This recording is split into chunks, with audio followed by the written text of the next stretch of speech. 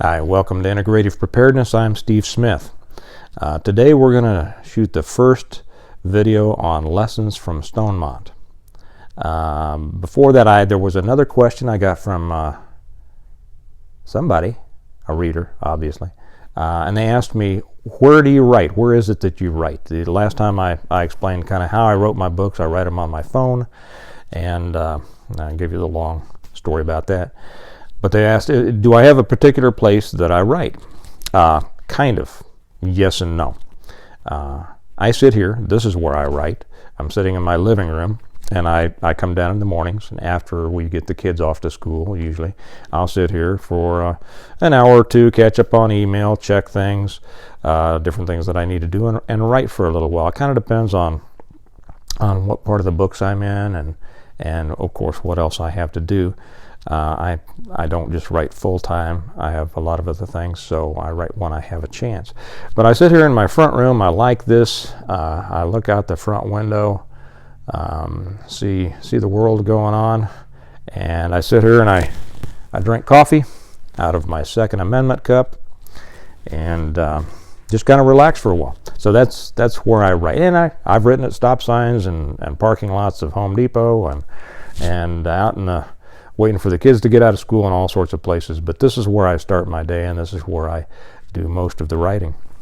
So anyway, going on, the first lesson out of Stonemont, I just started from the very beginning of the book, because when I wrote the books, I did it in such a way, like I've explained, that it was a lesson. It was essentially a lesson, a blueprint on being prepared and surviving in the form of a story. So I thought it's a lot more interesting than reading a book that goes, okay, here's a list of what to do here and what to have and all this, and everybody likes a story, right? So that's what I did.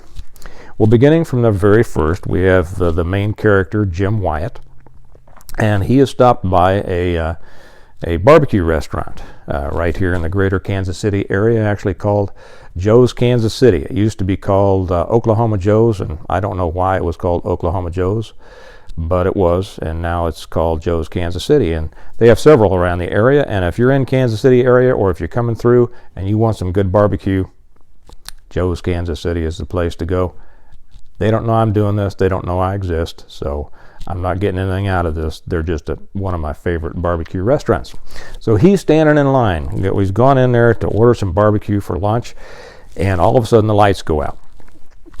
Well, he notices people around him being confused, and they're punching their phones, wondering why they can't get service, and all the lights have gone out, and the drink machines have gone out, and everything, of course, that's runs on electricity is gone off.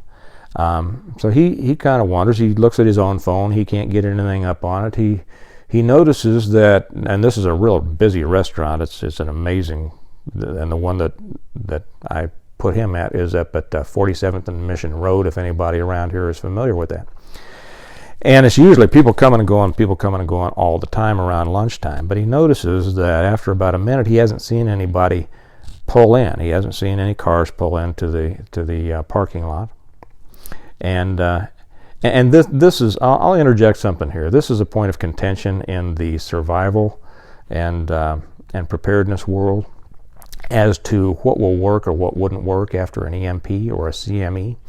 And some tests have indicated that some will work and some won't. And so people tend to get, some people, not everybody, but the people who tend to get, the kind of person who seems to get incensed about things seems to get incensed about this, and they want to be argumentative. Yeah, some will work and they'll all work and none will work, whatever. Who knows? Nobody knows. I decided to bring this into the story in a particular way that pretty much shuts off everything that's electronics dependent. But anyway, so he sees no cars are coming into the parking lot, but he does know, he hears an old pickup truck go by, so that, because he's a prepared guy, that means something to him, right? So the first real lesson that comes out of this, I'll just read this. Yes, I wear glasses to read. He says, just a second, there was something on that other page that we'll get to in a second.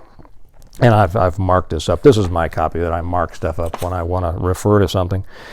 So it says he got up to the counter. A lot of people had to leave, but he had cash, which is another lesson we'll get to in another one. So a lot of the people who were dependent, of course, on their credit cards and debit cards, they had to get out of line. He didn't have to. So it says he adjusted his order in light of what he thought might be happening. Okay, right away, that's the lesson. He had an idea of what was happening. So he got his food and he goes out to his car, and I won't blow the story about that. And he's getting ready. He thinks, well, I'm going to have to hoof it home, and it's going to be quite a ways. And so he goes out to his car and he's packing stuff, getting stuff out of his trunk to get ready to try to make it home. And another old pickup pulls up behind him, and there's this guy in it, and says hello. They chat for a second, and they kind of recognize that each of them has the same idea about what's going on.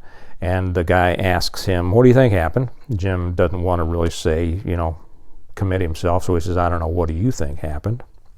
The guy says, well, seeing the way you're all geared up, I'm thinking the same as you, EMP. Okay, so here's two guys. Most of the world around them is going crazy. They're getting all, they don't know what to do. The lights are out, their phones aren't working, their cars aren't starting, and of course this comes into the confusion. And I talked about that in one of my previous videos about the three enemies, the first being confusion.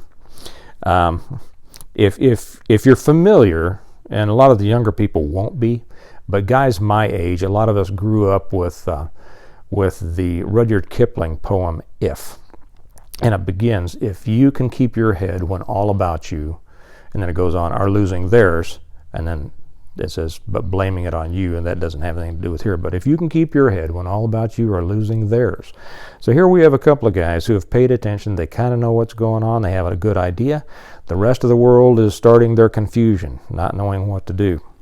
So they talk for a few minutes, and finally the old guy gets ready to go, and he says, my family always thought I was crazy talking about this stuff. I wish I had been. Okay. There's another lesson there that a lot of times people, even your own families at first, may not understand, your purpose and preparedness or whatever. But that's another lesson down the line. This is the first one, and that is recognizing the problem, recognizing it in time. If you recognize it in time and have prepared for it, and that's another lesson. You're ahead of the game. You're out of the chute a lot faster than the other people, and that can make all the difference. I'll tell you, and part of that is accepting the reality of the situation. Because even for some things that you think you're prepared for, when it really gets there, the reality presents a little bit different feeling than you've gotten from training. And I'll tell you a story that illustrates that perfectly. I used to train guys to fight pankration, which is a mixed martial arts. It's a Greek sport. It was from the ancient Olympics. And pankration, the word pankration comes from two Greek words, pan meaning all, and kratos meaning powers or strengths. And there was a movement back in the late 90s and early 2000s to try to get pankration back into the Olympics. It didn't work out because of some International Olympic Committee politics, which was disappointing. Like so many organizations, when you get on the inside and you see how things really are done, it's kind of disappointing. But in any event, I was involved in that, and so I trained guys to fight, and had a team. There was a club that I sponsored at the University of Missouri, and they were going to host a tournament. And they had their team there, and I was going to bring a team from some guys I trained up here in Kansas City. And so we went down, and one of the guys that had been from the Kansas City team, this guy was just a training. He was all about it, right? He stayed after. He had questions. He wanted to talk about it. He was all into it. He couldn't wait for the tournament. And so we got down there, and there's quite a few teams that came from all over the Midwest to fight. And it came time to get close to beginning the tournament. And well, there was another kid, a young kid, on the other team, the Mizzou team, who had been trained by a student of mine. And this kid was scared to death. You could tell it.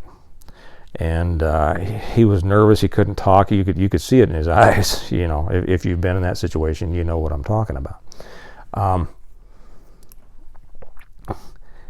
So we got right close to the beginning of the opening ceremonies for the tournament, and this guy from up in Kansas City that had been so gung-ho about fighting, he came over to me and says, I can't do it. I'm sick to my stomach. And I said, don't worry about it. Everybody gets the jitters the first time out, and it'll go away. As soon as you get out there and get to mixing it up, you'll be fine. No, I just can't do it. I can't do it. I said, well, come on, man. You've been all about this for quite a while, and you've trained, and we drove all the way down here. Well, what are you saying? You're not going to fight?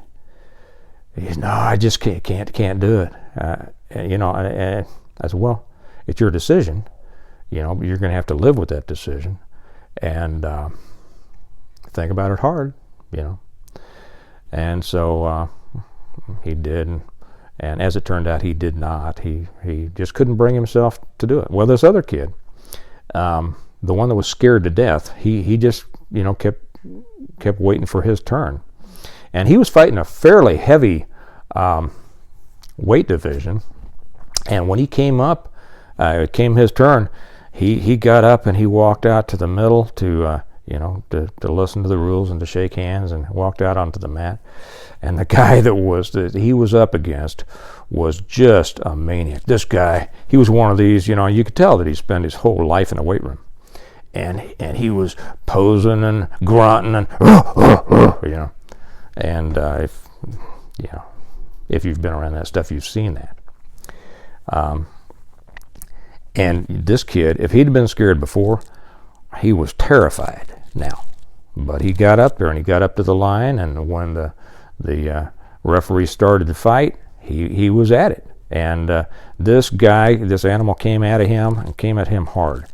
And our kid survived the first onslaught. And